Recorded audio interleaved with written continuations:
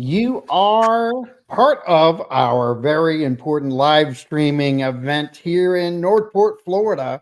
And I got a really cool, super cool guest in the house, uh, Mr. Mayor Phil Stokes, City of Northport. How you doing there, sir? I'm good, John. Good to see you.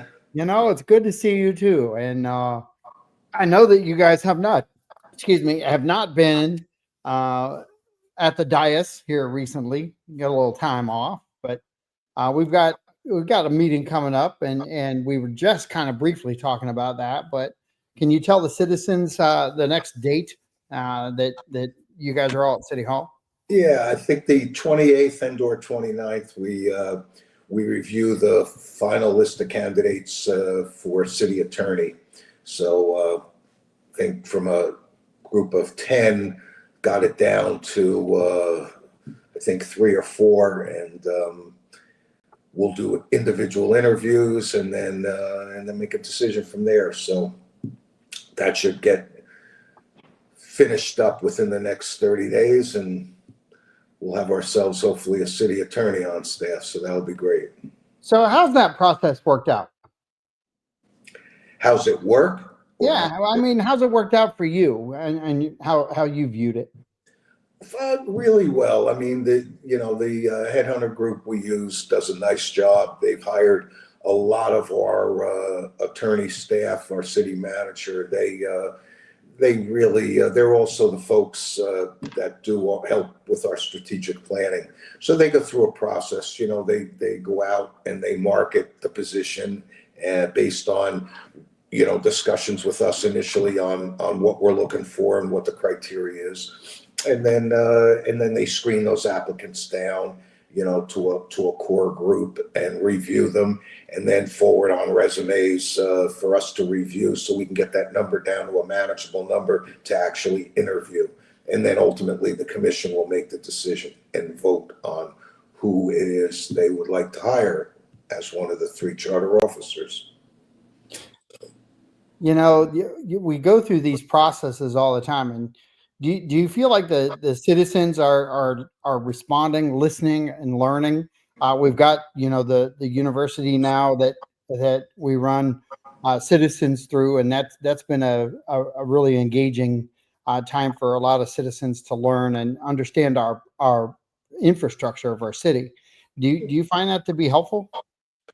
I find all the different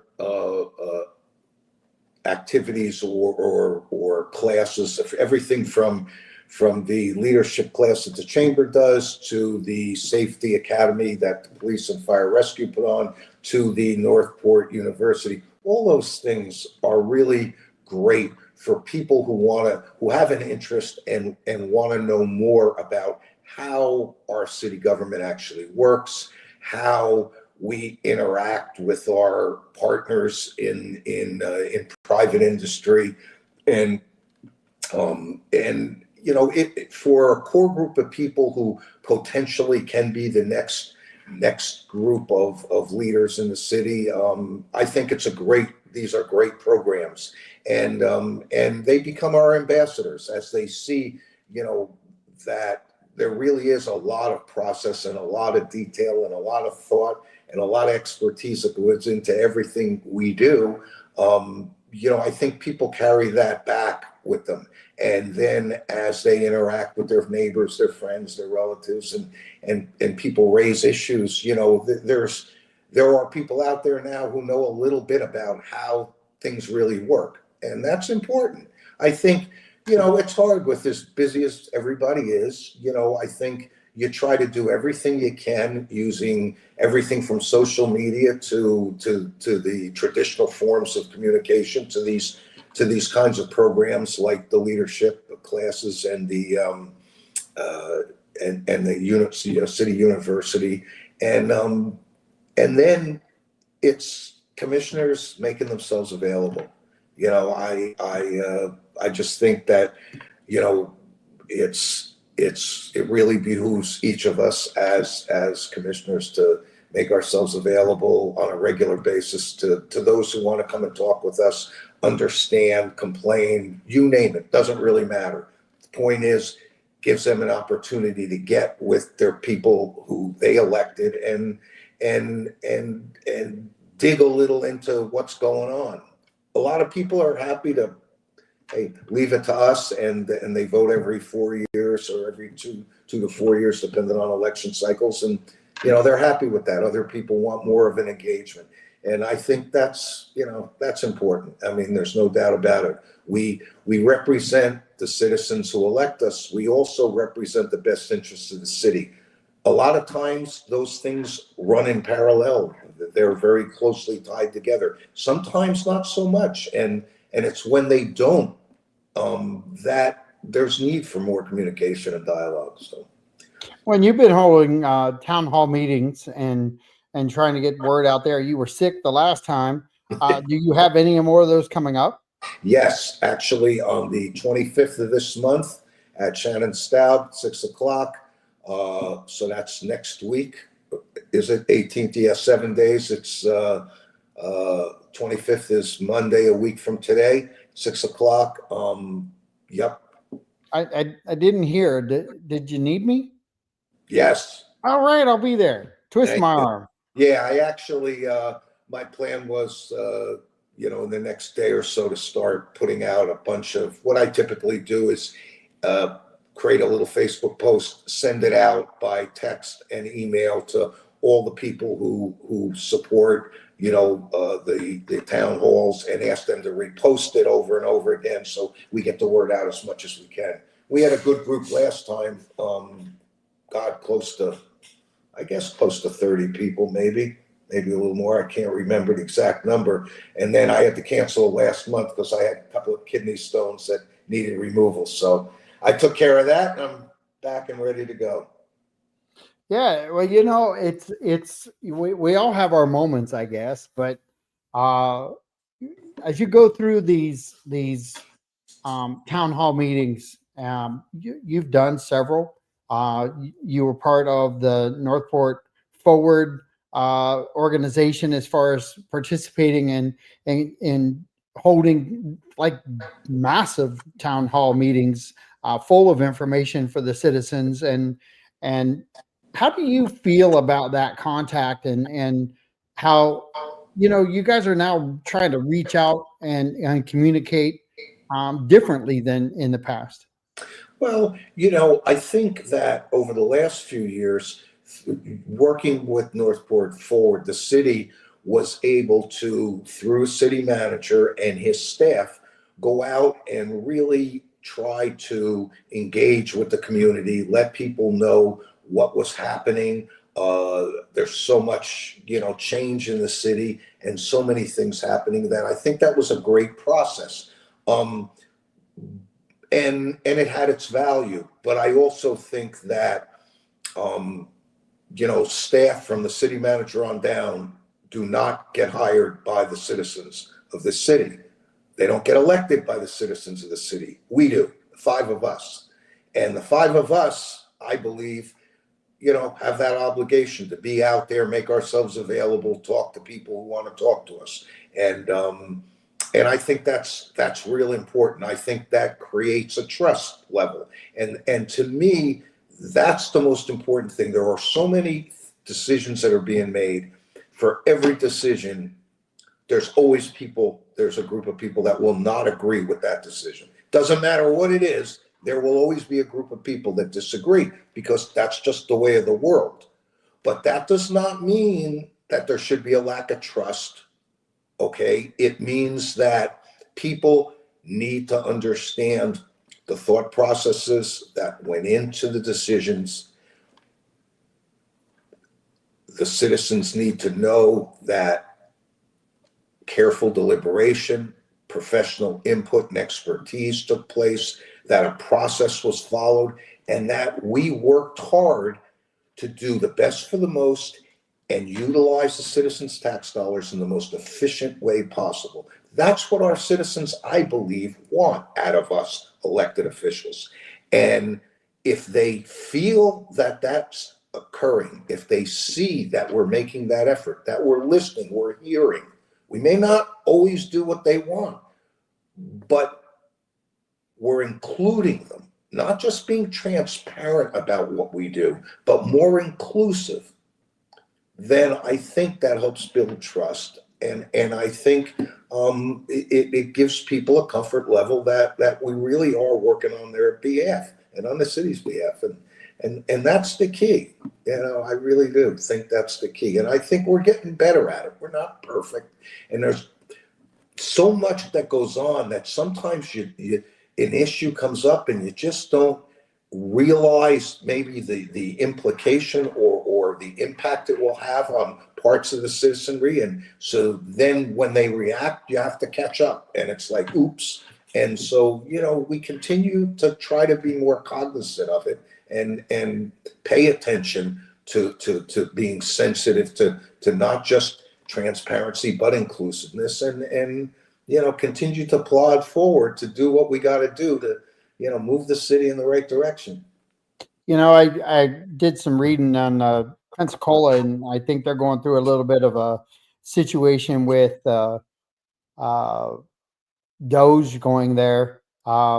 We've discussed this with Jerome in the past, but I I I, I don't want to talk about the Doge style of things, but I do want to talk about um, how that affects the city. Um, that's happening for a reason, I believe. Sure. But I think as citizens, we should all be hopeful uh, that our questionnaire that we filled out doesn't get called out, and we have to go through that. But You know, we did address that according to our city manager Jerome Fletcher, and the beautiful thing about that is I I think when you have a an approach like Doge, it's very uncomfortable to begin with, but I think we're pretty transparent when it comes to that too, aren't we? yeah, I mean, the reality is you can always do better at whatever you do. We are honest. We are hardworking. We have always, since we have some, I mean, let's face it, we do have some handicaps in our inability to borrow money, which has forced us to be a pay as you go community. With the growth that we've experienced, the astronomical growth, the need to feed that growth has been there for a number of years. We've had to learn how to manage it with limited resources. We've been doing this now for a period of years. We're going on 6 years now without a millage rate increase. We've increased fees on services to keep pace with the cost of those services and to help provide some of the financial resource we need to meet some of the infrastructure challenges. But all in all, we as a city, I think, have been extremely fiscally responsible because we've had to, because we haven't had enough financial resource to keep up with the growth curve. And so we've had to be very, very careful. When Jerome came to the city, he brought with him an approach to budgeting called performance-based budgeting. It establishes a set of pillars, things like public safety, infrastructure, good governance, um, quality of life, and these pillars. Then each year, as we do our strategic planning and our budgeting, establish priorities under each of these pillars. Then, as the budget's developed, the dollars that are dedicated to the highest priorities among those pillars. So it's very focused on utilizing citizens' tax dollars where they bring the biggest bang for the buck, where they meet the need and the highest priorities of the city. It's very strategic. It gets updated every year as commissioners come and go. Each year, strategic planning allows them to integrate themselves into that process. And we're very, very diligent as to how we approach things. A lot of times when people criticize how and where we spend money, a lot of times it's a function of a lack of understanding and information.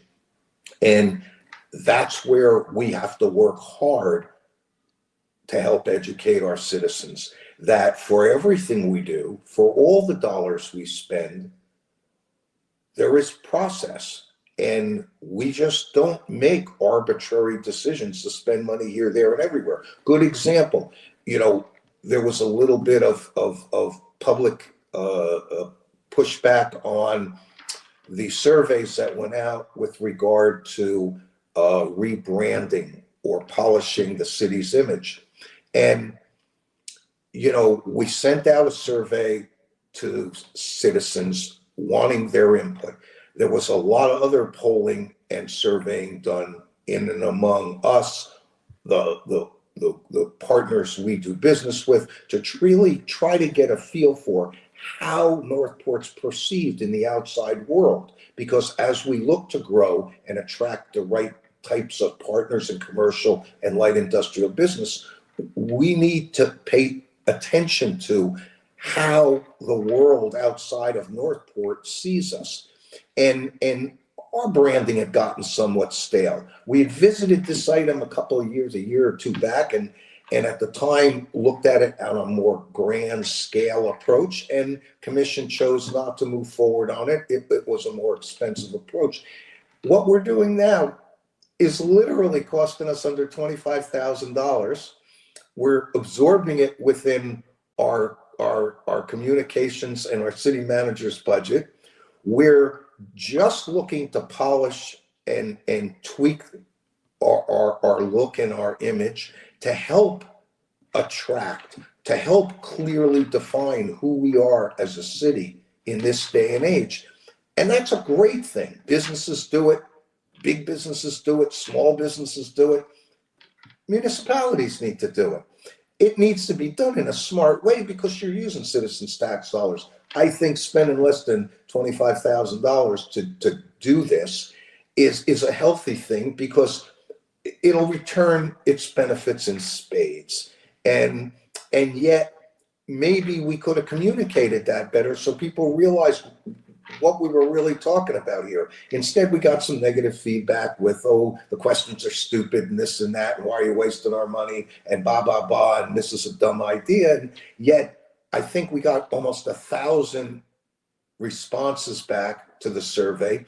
Those will all help us internally better understand how people in and around our city, people we do business with in close proximity, and how people outside our area view this city.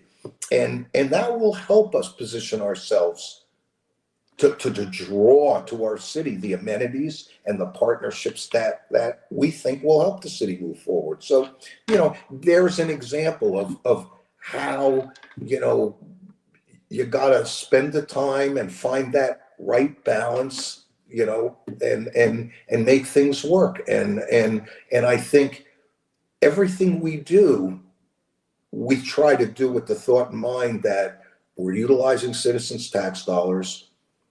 We want to do what's the best for the most and in the city's best interest, and to try to effectively manage this growth, because undeniably people keep coming here.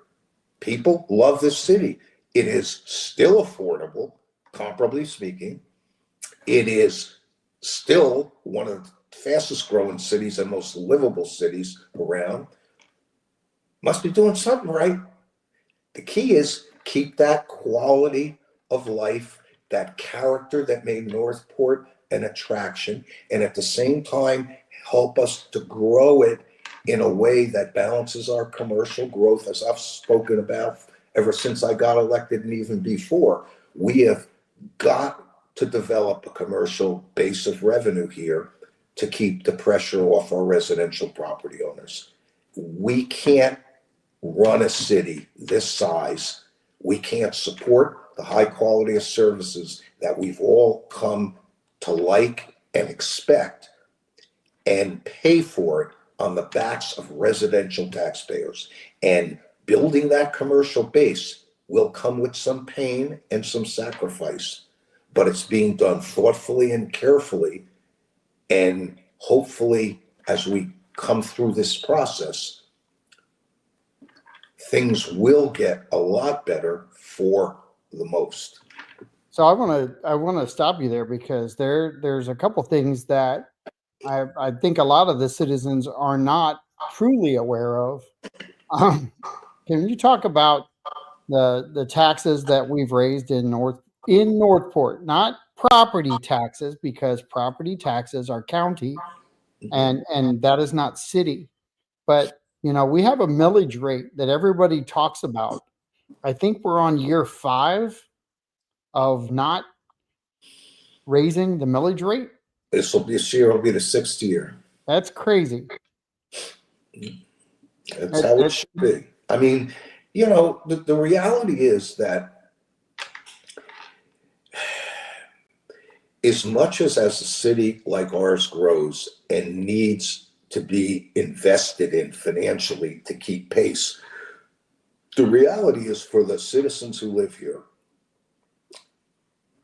they're like everywhere else feeling an increasingly stronger burden on them financially.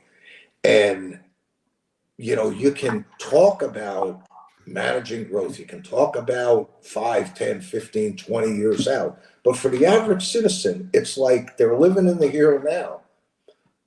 I don't want to pay more now. I can't afford to pay more now. Are you guys squeezing every dollar? Because if you aren't, you need to. And you read the climate across the nation, across the state, people don't want to pay more. And I'm okay with that. But it comes with sacrifice. We can hold the line. We don't have to raise taxes. We can cut costs in a lot of areas. This year's budget didn't allocate $1 for new police officers. Nothing. Yet we're growing astronomically. That is going to hurt. It will hurt. There is no doubt about it. It will hurt.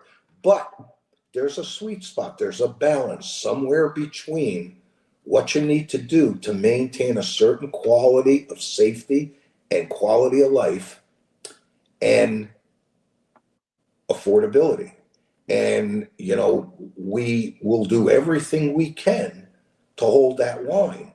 We're going to see what it's like to do without a little bit.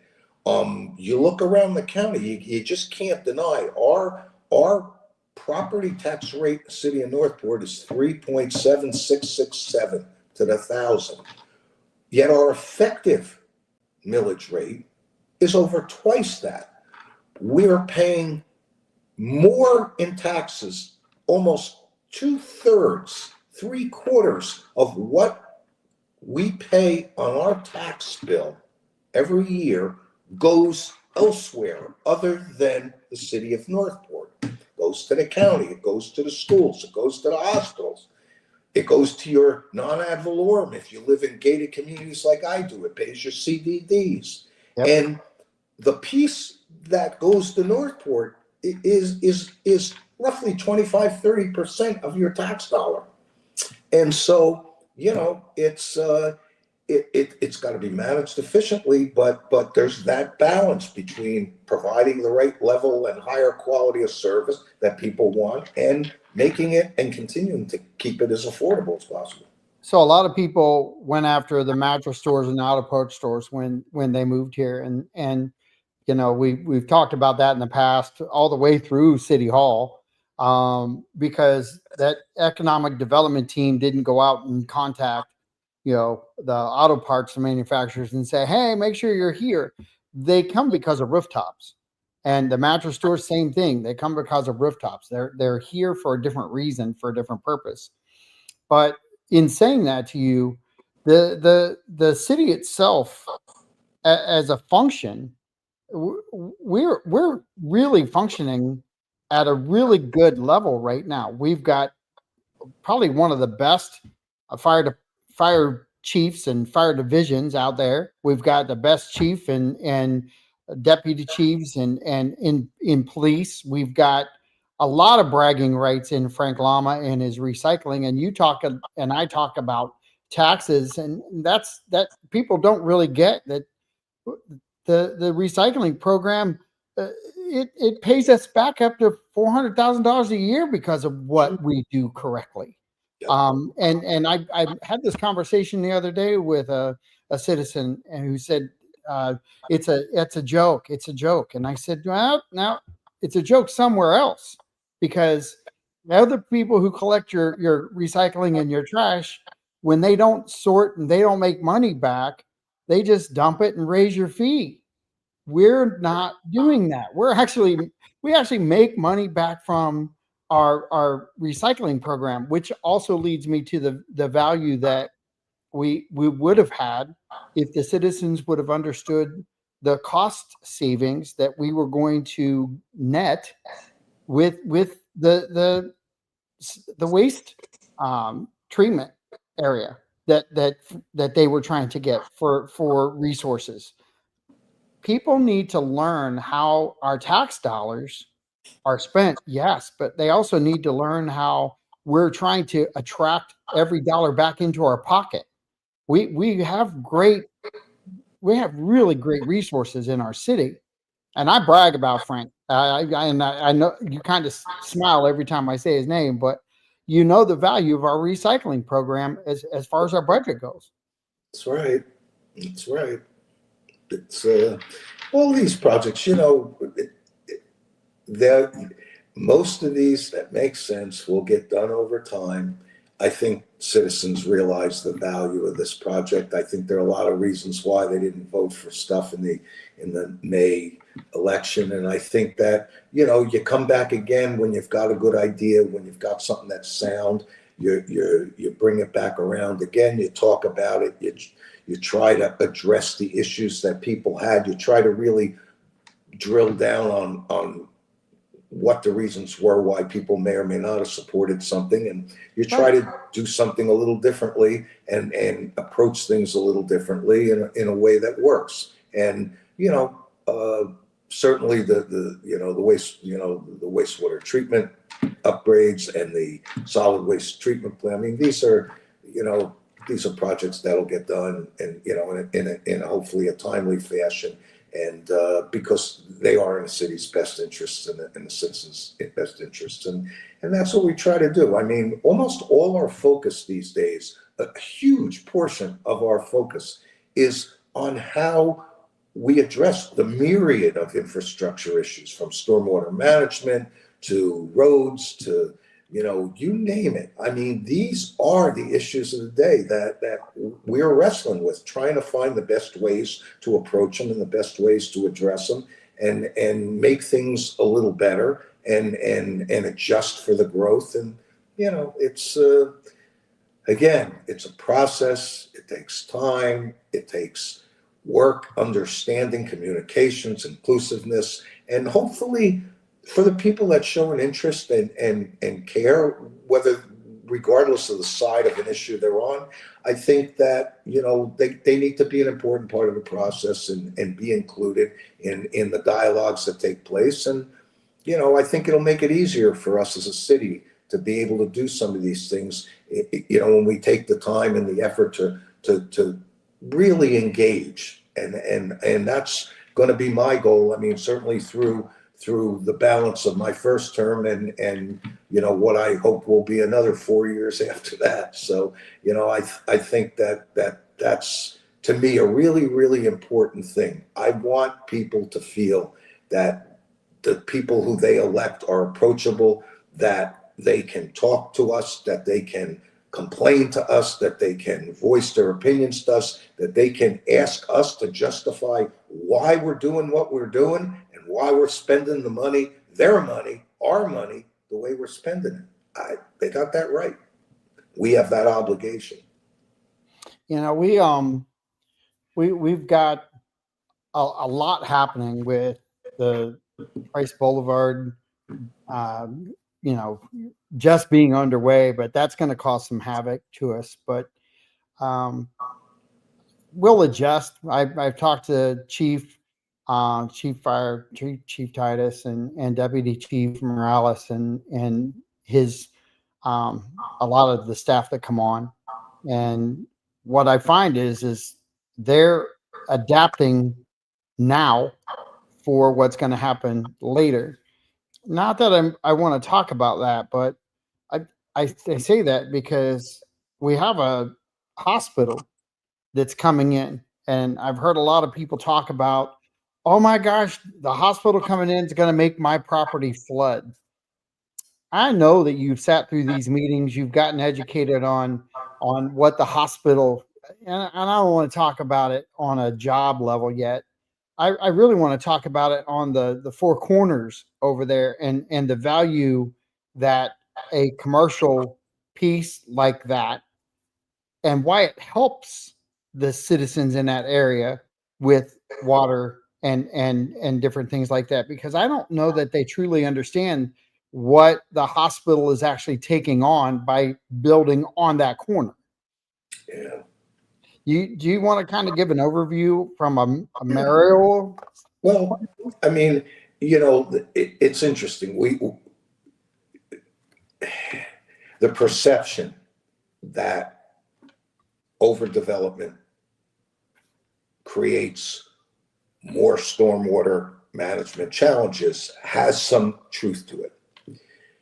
But your larger development projects, whether it's a hospital like SMH is building, whether it's a well and park, or any of the planned communities throughout our city, the law requires stormwater management maintenance. They require that there be no greater flow of water after development than before development. So it's really not our larger development projects that are causing more flooding issues, aside from the fact that storms are more prevalent and are more intense. That, I mean, if you believe in science, okay, which I happen to, then it's undeniable. Storms Right. are coming more frequently and more intensely. But when it comes to what development does and how it affects it, there weren't that many years ago where you could drive around a lot of the neighborhoods in Legacy Northport and you'd see a handful of homes and you'd see lots of trees and lots of undeveloped lots. And the problem is there is no regulation. If I own a quarter or a half acre or an acre lot and I want to build a home on it, I take a quarter acre lot and I put up a 2,000, 2,500 square foot footprint of a house, and I build a lanai and a pool and a cage, and I got a driveway, and look at all that impervious land. Where's the water going? The water is going all over the place. Yep. In every direction. That is the problem. That is the problem in a nutshell. And anyone who says the development, the non-large development in this city is every bit as intense as the big development. Welland Park's sort of Welland Park, but the rest of Legacy Northport is neighborhoods that are getting developed, that are getting built out. And the water has nowhere to go. And no individual property owner is required to build a retention pond or, to mitigate stormwater management. So how do you deal with this? Well, part of what I'm hopeful for is that with the higher level of attention the county is paying, okay, after the last couple of years of storms, the county is clearly focused on stormwater management.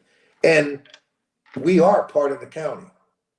We, Venice, Englewood, South County, South Sarasota County is part of the county of Sarasota. And hopefully we will continue to get the great support we have from our county partners. But there's also the ability for us over time with some planning to accumulate property, environmentally sensitive property along the Myakatchee Creek and other low-lying areas where we could slowly over time find ways to accumulate that property through grant funding and other means to be able to protect those areas and create culverts and retention ponds on a smaller scale than you see in a Welland Park, and do it in a way that helps mitigate flooding in some of the lower lying older neighborhoods in our city. We were built in a swamp. We were built in a way by general development that the roads themselves were conduits for the water. We shouldn't be surprised by this. What we need to do is figure out, are there things we can do within our budgetary constraints to help mitigate and be sensitive to what's going on here? And it's things we are talking about, working on, but they're just not overnight fixes. So I would hope people understand that, we're very aware of this, and this is part of what I call managing development. It has to be managed in a way that makes sense, and not just big development, but small development. Let's talk here a little bit about management, because we had as voters, we had an opportunity to vote on Welland Park and some water issues that are out there. There's $1,000 fine heading our way if we don't get some resolve there. Great question, Chuck.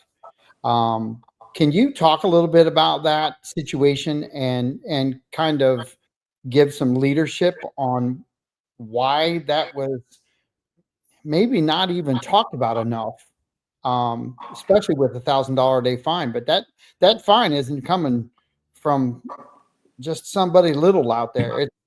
That's coming from the EPA, I believe, isn't Yeah, Department of Environmental Protection. Yeah, it? and basically, our situation in a nutshell was at our wastewater, our reclaimed facility on Pan American. Um, that's where we treat wastewater, and then turn it into usable water for irrigation. And during the very wet seasons, when we're not outsourcing that water because there's no need, the facility itself has limited ability to store the additional wastewater that's been generated by the growth of the city. And we had a couple of spills of treated wastewater, okay, on the property itself. And that's what caused the issue with Department of Environmental Protection. The one option we looked at and had been looking at was digging a deeper well, adding wider pipe, and it's a significant investment in money. The plant itself can literally over double its capacity of processing wastewater, but its ability to store it is, challenging. Yeah. But to show you how partnerships are invaluable, we have the capability in Welland Park through our partnerships with the West Villages Improvement District, whereby they have shown an interest in acquiring that excess water, and they have the ability to store it here, because up in Welland Park there are hundreds and hundreds of retaining ponds. There are deep wells. There is the ability to manage that water resource more effectively up here than down there. So that's not a done deal yet, but it is certainly an extremely viable option at a much lower cost. In the meantime, the Department of Environmental Protection is, while people may not think so, is actually a relatively reasonable organization. They want to make sure that you're addressing a problem if you've got a problem. So as long as we're working on the problem and we're communicating our process and our progress, they've been working with us. To my knowledge, there hasn't been any additional fining. I don't know if they've established any drop dead dates, but they know obviously this is a process that takes time in order to mitigate. So I would say that we may well have an option with regarding this particular project in a fashion that's going to save us a ton of money because obviously the citizens voted down our ability to issue bonds to dig a new well and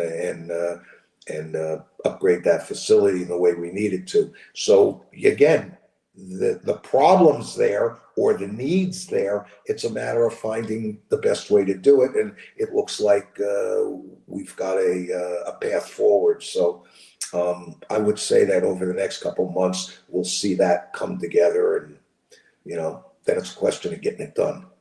Well, we've got about 5 minutes left of your time. We have to leave at 3:50 because you had a prior commitment. But we go through these things, and I I recently have gone through some things with government, and my expectation was always, let's get it done. Let's go.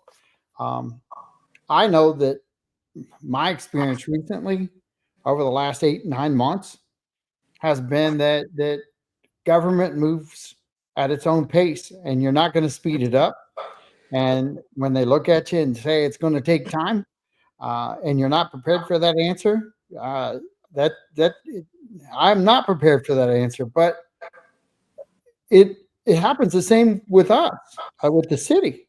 It's, Um, you bring up a good point, because I'm always like, get it done person. Let's get it done. Let's move. But you know what? Government moves slow for good reason. First and foremost, we're not printing money. The money comes from all the citizens, the taxpaying citizens within our community. And if you're going to use all of our tax-paying dollars, the city government ought to go slow and deliberate and thoughtful and careful, yep. and draw in the experts that are necessary to help establish rates and help establish plans for growth. I mean, the reality is we are 5 people who get elected who are you. We are everyday citizens who have various degrees of education and occupational expertise, and we get elected, and we're making decisions that affect 100,000 people, that impact a $300+ million budget. Now we have a professional staff from city manager on down. Their job is to do what they believe is best, move forward the city and work on behalf of the city and do what they think needs to be done for the city. And they are experts in their field. And they reach out to outside experts and consultants who support and document what they do and what they recommend. But ultimately, the decisions get made by a commission. And so it's real important that we are slow and thoughtful and deliberate and inclusive, Yep. and find that balance. I said it in the beginning of this session, and I'll say it forever. With every decision comes a group of people who do not support your decision. It's inevitable. You're never going to get 100% agreement on any decision. So how do you cope with that? You cope with it by being very careful and deliberate and thoughtful and appreciative of the fact that we're using citizens' tax dollars to do everything with. And then we don't necessarily just be transparent about it, but inclusive about it. And we talk about it and we help people understand it. And when it's all done, everybody's grumbling and groaning a little bit, and Jesus, not getting 100% of what they want. But at the same time, we're moving the city forward in a way in which hopefully provides the best for the most in the best interests of the city. And I don't know how you can do any more than that. And that to me is what builds trust. People will say, I may not agree with everything that guy Stokes says. I don't support everything he voted on, but the guy, it cares about what I think. He doesn't denigrate me. He doesn't ignore me. He doesn't treat me as if my opinion doesn't matter. And he is always thinking about how it's our money. It's not just some arbitrary thing where we can just throw money at everything and make things work. We have to work hard to find that balance. And I'd like to think that people are hopefully starting to see that this commission's like that. All right. That's Alexa saying it's time to stop, Phil. Beautiful. Well, listen. We set that alarm on purpose. For, Alexa, alarm for off. anybody that wants to see us carry on with this, come out on the 25th, 6 p.m. over at Shannon Staub. Right as you come in the doors, there's a big meeting room, and we'll have at it at 6, and we'll go until they kick us out. And it's a round table forum. Yep, it's a round table forum. Questions and answers. You got me, and I'll do the best I can to answer everybody's questions, and I'll be coming with open ears and an open mind. And the nice thing is we'll be live on the internet, and putting that feed out there so that you at home that cannot make it there, you can engage, and I'll try to catch some questions off of the internet too if you guys post them. So I appreciate everything. Appreciate your time, your energy, and the support that you're giving the live stream and Real Talk. It means a lot. Always our pleasure. We appreciate the partnership. All right, buddy. Well, I look forward to talking to you soon, but have a good rest of your day, okay? You too, buddy. Thanks very much, John. Talk to you soon. Take care. Bye-bye. Bye-bye. This is John Rawlings with Real Talk Radio. I got one thing that I want to bring up because I had one post. Mr. Bishop William Green. He said, I hope you have JR his station back. Okay, first off, let's just for a minute understand what Community Broadband Radio Association is. It's the community's radio station. It's not mine. It's definitely not his. He may have started it, but there's a story behind everything. And there's truth, and there's truth. People who listen to the chirpers of the world, they don't have the truth. I do. I've been working at this project and working in it for 9 years. I just know more than others. I will say this. I'm glad you watched, Mr. Green. I am glad you watched. Continue to support it because we do a great job. Every volunteer that we're going to have in the future is going to volunteer, and they're going to do a great job. We're going to be back. We're going to be back stronger than ever, and I look forward to it. And I'm not scared of the challenge. I am smiling all the way through and through. And if anyone knows me well enough, it's worth the fight. You guys have a blessed day. Chuck English, thanks for being out there. Thanks for asking questions. Again, Mr. Bishop, keep coming back. Keep asking me questions. But the station is in exactly the spot it should be, in one of the greatest communities we have, the city of Northport. Have a blessed day.